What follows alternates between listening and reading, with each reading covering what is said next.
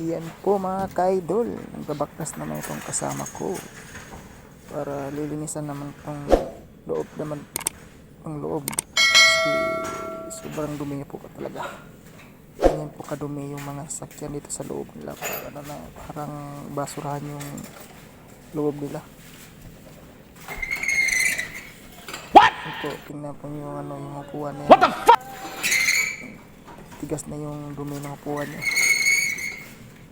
Tagal po yung matapos lagahan yan. Saka yung body naman ay mapapingin naman yung bukas. Sana all. Bukas pagod na naman sa idol. Please like and subscribe and La, Bashara! para lagi dito